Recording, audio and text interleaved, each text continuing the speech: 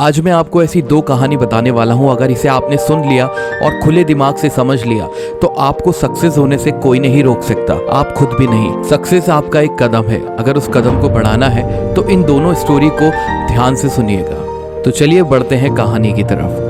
पहली कहानी, ये कहानी दो बच्चों की है जो कि अपने गांव में रहते हैं और वहाँ पे बहुत मस्ती करते हैं, धूम मचाते हैं जैसे कि हर कोई बच्चा करता है। लेकिन इनके घर वालों ने और गांव वालों ने सभी बच्चों से बोल रखा था कि बेटा कभी भी इस गांव की बाउंड्री से बाहर मत जाना, है ना, जो भी करना है अपने गांव के अंदर ही करना है। एक दिन ये दोनों दोस्त सोचते हैं कि सब क्यों मना करते हैं और ये दोनों गांव से थोड़ा दूर चले जाते हैं, खेलते खेलते घूमते घूमते। और इन्हें बड़ा मज़ा आता है क्योंकि पहली बार गांव से ज़्यादा दूर आए हैं, घूम रहे हैं, नई नई चीज़ें देखने को मिल रही हैं, बड़े एक्साइटेड हैं। और पूरे दिन इसी तरह से मस्ती करते हुए जब ये गांव के लिए वापस जाते हैं तो इन्हें एक कुआं दिखता है और लगभग शाम होने का समय होता है। ये दोनों कुएं में झांकते हैं और अचानक से एक लड़का जो है वो कुएं में गिर जाता है। तो जो दूसरा लड़का है वो अचानक घबरा जाता है बहुत ज़्यादा और सोचता है अब मैं क्या करूँ। वो यहाँ वहाँ देखता है, दूर दूर तक उसे कोई भी नज़र नहीं आता है। वहीं अंदर जो लड़का पानी में गिरता है, कुएं में गिरता है, वो चिल्लाता है कि मुझे बचा, मुझे बचा। ये लड़का भी घबराया हुआ है, ये यहाँ वहाँ सब दूर देखता है लेकिन दूर दूर तक इसे कोई भी नजर नहीं आता है। अब ये लड़का इधर उधर नजर डालता है और इसे अचानक से एक बाल्टी और एक रस्सी दिखती है। ये बिना कुछ सोचे समझे उस बाल्टी और रस्सी को कुएं में डाल देता है और अपने दोस्त से कहता है कि इसको पकड़ ले। अब ये बच्चा जो कि बाल्टी को खींचने वाला है, ये मुश्किल से 12-13 साल का है और ये अपनी पूरी जान लगा करके अपने दोस्त को बाहर निकाल लेता है। जब बाहर निकलते हैं तो दोनों एक दूसरे को देखकर रो रहे होते हैं, खुशी मना रहे होते हैं, एक दूसरे के गले लगते हैं और अपने गांव की तरफ लौट जाते हैं। जब वो गांव जाते हैं और जाकर के ये बात अपने मम्मी पापा को बताते हैं तो उनको यकीन ही नहीं होता कि ये कैसे हो सकता है, क्योंकि जो बच्चा बाल्टी खींच रहा था वो मुश्किल से 12-13 साल का था, 20-30 किलो का तो होगा ही होगा। तो घर वालों को ये बात हजम ही नहीं हुई। ऐसे ही गांव वाले इकट्ठे हुए, सबने उससे पूछा कि तुम झूठ क्यों बोल रहे हो, मजाक क्यों कर रहे हो। उन्होंने बोला नहीं, सच में ऐसा हुआ है, मैं सच में पानी में गिर गया था और इसने मुझे बाहर निकाला कुएं में से। तो ये बात किसी को समझ में नहीं आती। वो गांव के एक बुजुर्ग चाचा जो होते हैं, जिनकी सब रिस्पेक्ट करते हैं, उनको बुलाते हैं और उनसे बोलते हैं कि ये बच्चे ऐसा बोल रहे हैं। तो चाचा बोल रहे हैं कि अगर वो बोलते हैं तो सच में ऐसा हुआ होगा।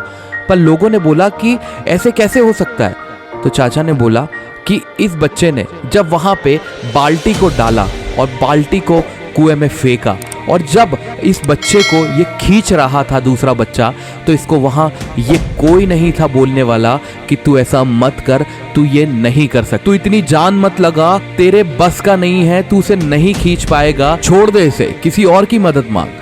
ये कहने वाला जब कोई नहीं था तो इस बच्चे ने अपनी पूरी जान, अपना 100% बिना सोचे समझे सिर्फ एक जगह कॉन्सेंट्रेट करके उस बच्चे को खींच लिया।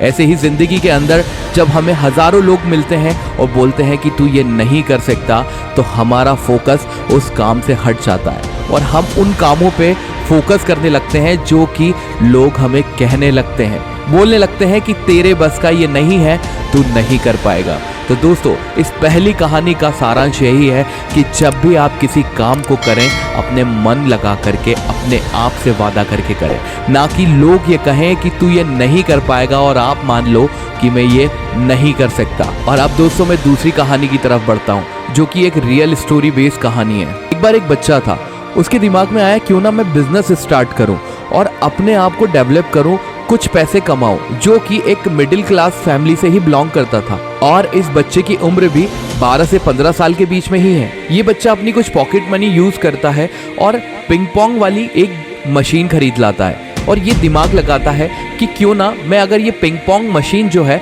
इसको किसी भी बार्बर के यहाँ इंस्टॉल करा दूँ, नाई के यहाँ इंस्टॉल करा दूँ, तो जब तक लोग कटिंग कराने के लिए आते हैं और बैठे रहते हैं तब तक इस मशीन पे गेम खेल सकते हैं और यहाँ से अपना टाइम पास कर सकते हैं। क्योंकि उस जमाने में मोबाइल नहीं चला करते थे, तो इसने अपना दिमाग लगा करके पिंग पोंग मशीन खरीदी और उसे एक बार्बर के पास जाकर के इंस्टॉल कराने के लिए बात कही।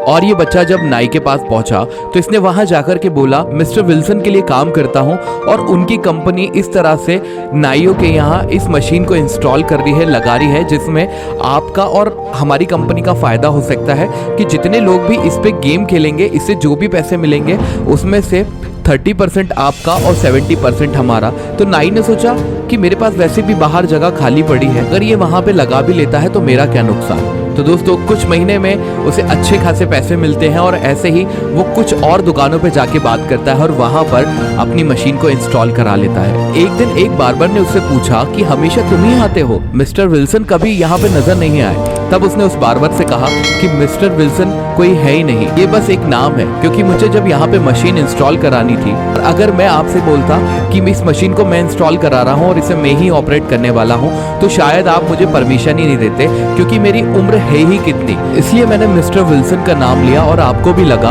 कि हाँ ऐसी कोई कंपनी है जो कि काम कर रही है इस तरह का। दोस्तों ये बच्चा और कोई नहीं, ये थे मिस्टर बफेट। उनके पास आज इतनी दौलत है जिसे हम सोच भी नहीं सकते। कम उम्र में सही दिमाग लगाना, सही सोचना और सही तरीके से काम करना हमें जिंदगी में हमेशा आगे ले जाता है। तो आप भी अपना दिमाग इन स्टोरी की तरह खोलें और अपना दिमाग सही जगह लगाएं, ना कि दूसरों की बातें सुन करके आप अपने आप को डिमोटिवेट ना करें। तो दोस्तों आपके साथ हमेशा मैं बना हुआ हूं और ऐसे ही मोटिवेशन के लिए आप मेरे चैनल को सब्सक्राइब जरूर करें।